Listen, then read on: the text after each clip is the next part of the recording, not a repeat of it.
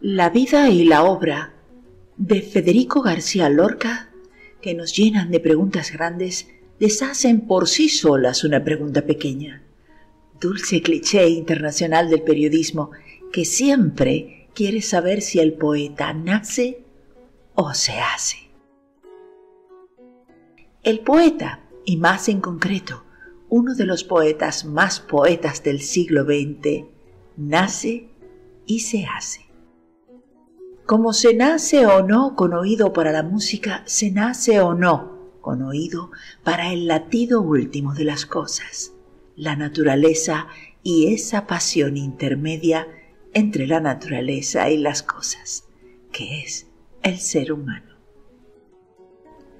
Más que una biografía que añadir a las muchas que ya existen, acaso sea la voz de quienes le conocieron en persona o le conocen en su obra lo que nos puede dar el relato indirecto de la fuerza de un destino.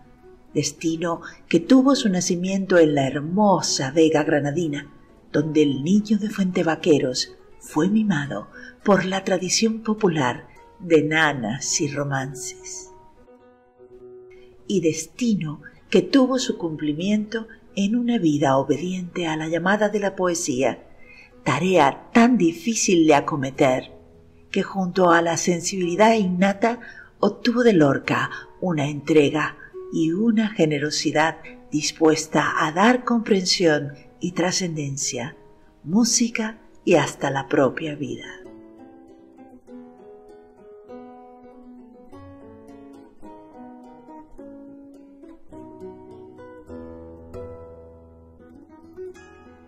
No hay un Lorca alegre y un Lorca triste. Su palabra está siempre tan entretejida de sombra y luz como lo estuvo su vida. Vivió con plenitud y fue el entusiasmo cualidad básica del creador lo que supo ver en él uno de sus maestros, Juan Ramón Jiménez.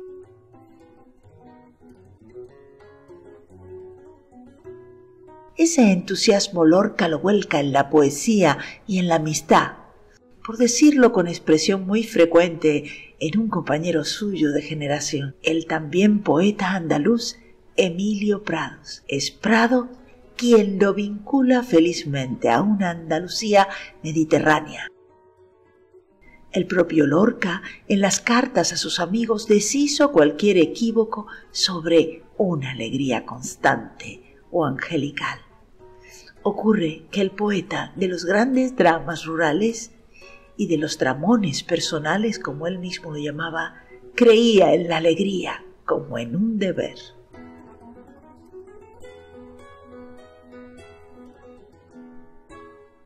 ¿Quién sabe si la no excesiva fortuna en el amor, del que acaso el propio Federico se sintiera casi indigno, hizo que el éxito y la amistad fuese uno de los signos vitales de García Lorca? Y la amistad contribuye no poco en su recorrido hacia ser sede de sí mismo y de su obra. Si pocas biografías han sido tan biografiadas como la de Lorca, hay un reconfortante factor común a tantos libros, películas y documentales. Nos llega el brillo de la amistad.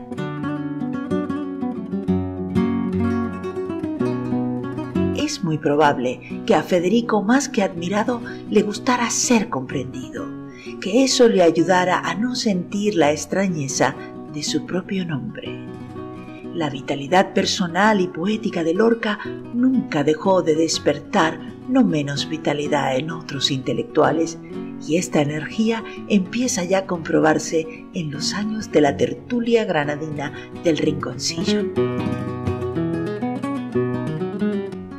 Desde aquellos años juveniles, la enumeración de intelectuales entusiastas de Lorca equivaldría a una historia indirecta del arte, la literatura y el pensamiento, y la crítica del principio del siglo XX, desde Unamuno a Falla, pasando por Ortega y Gasset, editor del Romancero Gitano, y de Fernando de los Ríos, a Jorge Guillén, pasando por Enrique Díez Cabrera.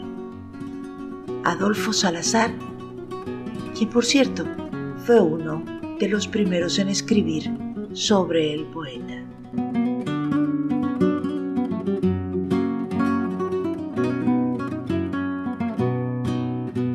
Amistades de muy distinta naturaleza, destacaremos un poco caprichosamente por su significación. La primera entre discípulo y maestro es la de Lorca con el catedrático, pensador y político socialista Fernando de los Ríos, cuya presencia en Granada es crucial en la formación intelectual del joven Federico.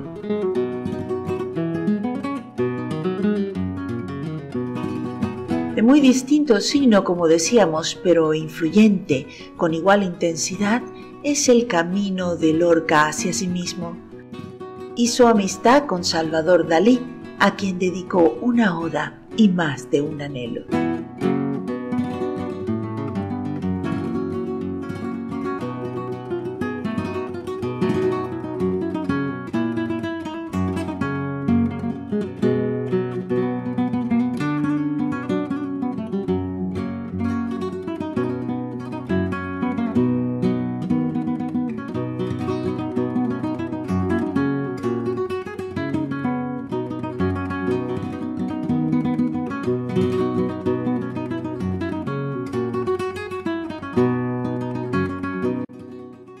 Nacer, hacerse.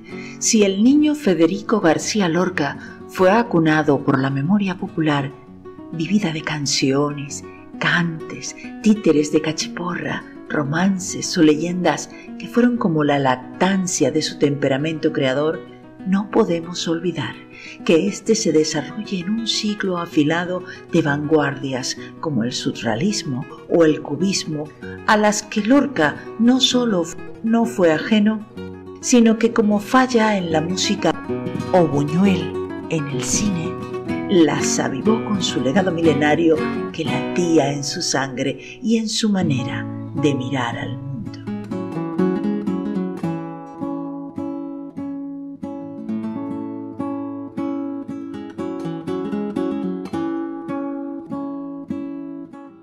El espíritu de las vanguardias históricas que Lorca respiró en presente, como en el eco que dejó a su paso por la residencia de estudiantes el surrealista francés Louis Aragon, le resultaba válido a quien creía en la transformación y no le movían excesiva simpatía los putrefactos. Pero Lorca estaba incapacitado para ser abstracción pura, arte por el arte, y así lo dijo explícitamente desde su necesidad de un arte que ríe y llora y se hace con el pueblo.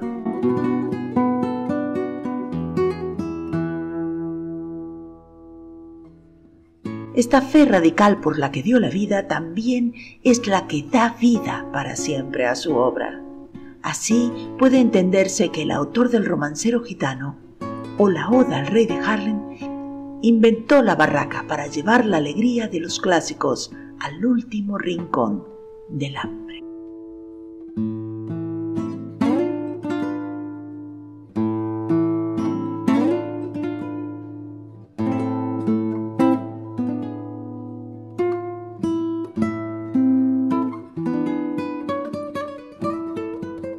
Así puede entenderse que un español homosexual, además en los años 20 y 30, puede ser considerado un poeta maldito.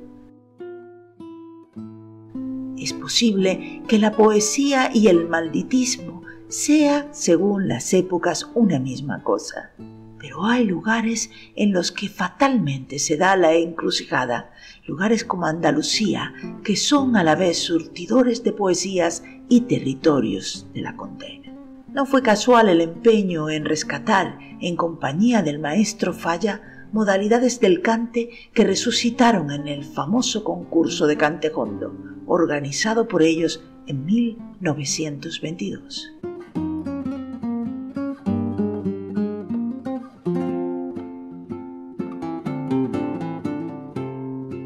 En su propia obra, Lorca es llevado a símbolo universal la pena negra, el duende y otras realidades inexplicables a las que los estudiosos buscan explicación en la historia misma de Andalucía. Los poemas y las obras de teatro de Lorca son los de un hermano de todos los perseguidos que le antecedieron en su tierra, moriscos, judíos o la intemporal mujer andaluza sin esperanza. Es esta sensibilidad, más allá o más acá de una educación perfecta, que acertaron a facilitar unos padres propicios, la que opera el milagro que podría suponerse por el momento irrepetible del poeta que conecta con su pueblo, siendo los suyos unos versos a veces herméticos, vienen del agua última del pueblo y a ella vuelven con naturalidad. Solo lo espíritu esencial lorquiano, trémulo de verdades últimas, puede conseguir que se canten y recuerden unos versos surrealistas y barrocos con los que la luna vino a la fragua con su polizón de nardos.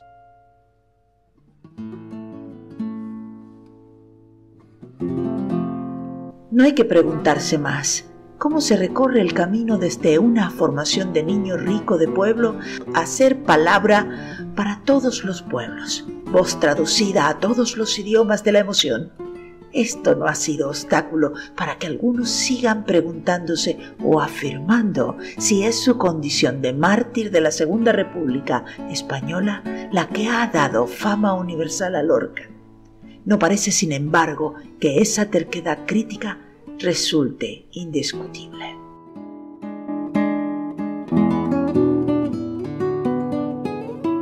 Si en algo coinciden los lorquistas de todo el mundo, es en señalar que la obra de Federico García Lorca, siendo tan universal, es muy española, o viceversa, siendo tan española, es muy universal.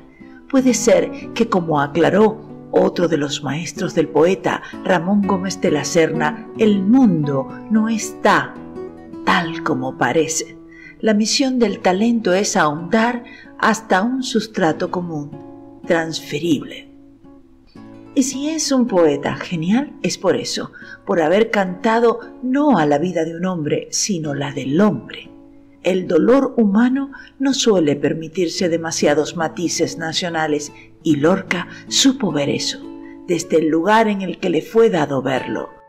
Fulgurante de sur y siglos, las tierras andaluzas de su infancia y su muerte. Una vez escribió acerca de la inmortalidad. Yo no quiero, dijo, llevarme en mi casa a las estrellas, como ellas, anterior y posterior al mundo, ha quedado su obra.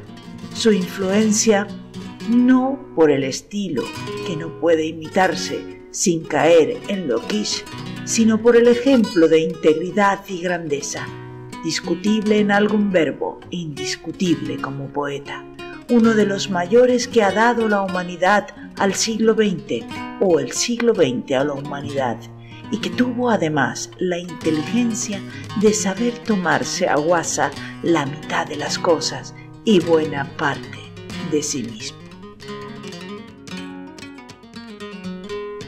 Pero en este cuadrado de tierra violentamente arrancado a África, hubo una guerra civil. La nación se tomó tan en serio a sí misma que terminó por destruirse, o casi. En el momento de su mayor éxito, o hasta es posible que por eso mismo se le arrebató la vida a quien era depositario del mejor oído para la vida, la mirada más nítida y el alma más cercana. Hay quien ha llegado a imaginar que horas antes de ser fusilado no dejaría de necesitar la alegría de ese deber, y enseñó a sus compañeros de celda a hacer los anaglifos que hacía él con sus compañeros de la resi, a poner un dedo tembloroso y final en la llaga de absurdo de la realidad. Una realidad que la obra de Federico García Lorca hace definitivamente habitable en el momento en que la intolerancia le obliga a él mismo a dejar de habitarla. Pudieron matar a la persona, sangre en la frente y plomo en las entrañas. No pudieron, ni podrá nunca nadie, deshacer al poeta, que para siempre se convirtió en sus palabras y sus palabras en pueblo.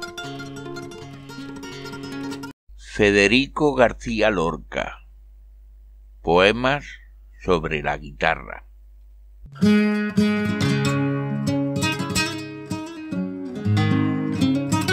Las 6 cuerdas. La guitarra hace llorar a los sueños, el sollozo de las almas perdidas. Se escapa por su boca redonda y como la tarántula teje una gran estrella para cazar suspiros que flotan en su negro aljibe de madera.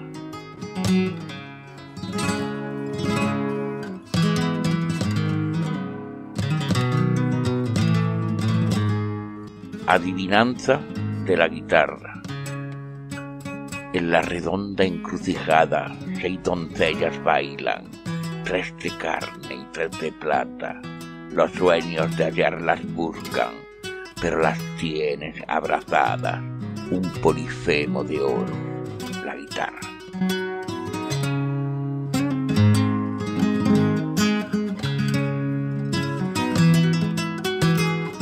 La guitarra.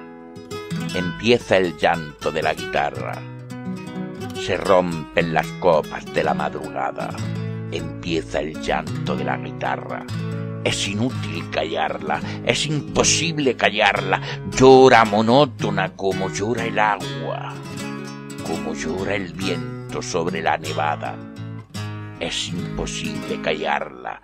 Llora por cosas lejanas, arena del sur caliente que pide camelias blancas. Llora flecha sin blanco, la tarde sin mañana y el primer pájaro muerto sobre la rama. Oh guitarra, corazón malherido por 5 espadas.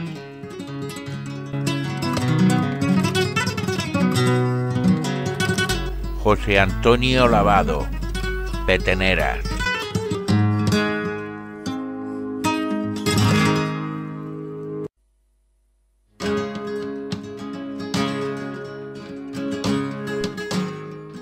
Baladilla a los 3 ríos, a Salvador Quintero, de Federico García Lorca. El río Guadalquivir va entre naranjos y olivos, los 2 ríos de Granada bajan de la nieve al trigo. Ay, amor, que se fue y no vino. El río Guadalquivir tiene las barbas granates, los 2 ríos de Granada, uno llanto y otro sangre. Ay, amor, que se fue por el aire. Para los barcos de vela, Sevilla tiene un camino, por el agua de Granada solo reman los suspiros. Ay, amor, que se fue y no vino. ¿Quién dirá que el agua lleva un fuego fatuo de gritos? Ay, amor, que se fue y no vino. Lleva azahar, lleva olivas, Andalucía tus mares. Ay, amor, que se fue por el aire.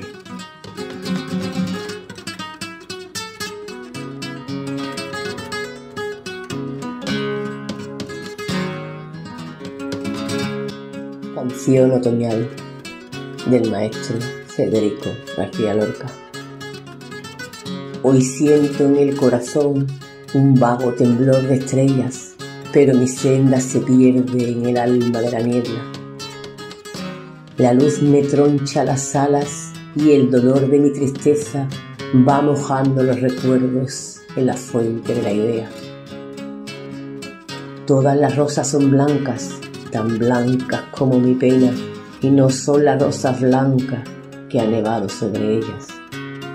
Antes tuvieron el iris, también sobre el alma nieva.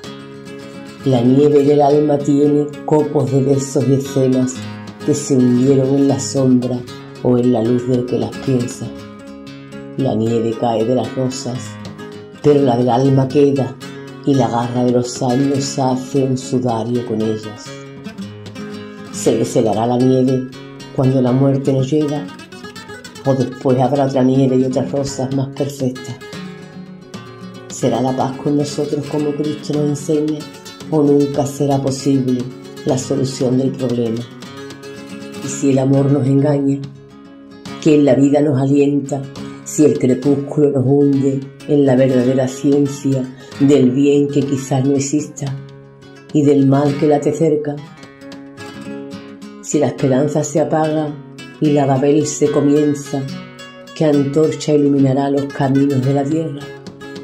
Si el azul es un ensueño, ¿qué será de la inocencia? ¿Qué será del corazón si el amor no tiene flechas?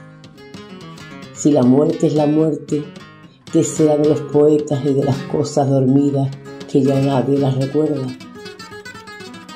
Oh sol de las esperanzas, agua clara, luna nueva, corazones de los niños, almas rudas de las piedras.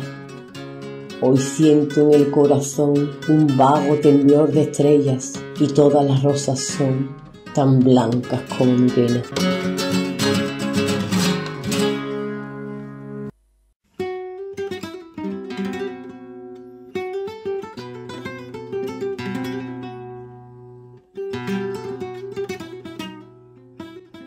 La monja gitana, del romancero gitano, de Federico García Lorca.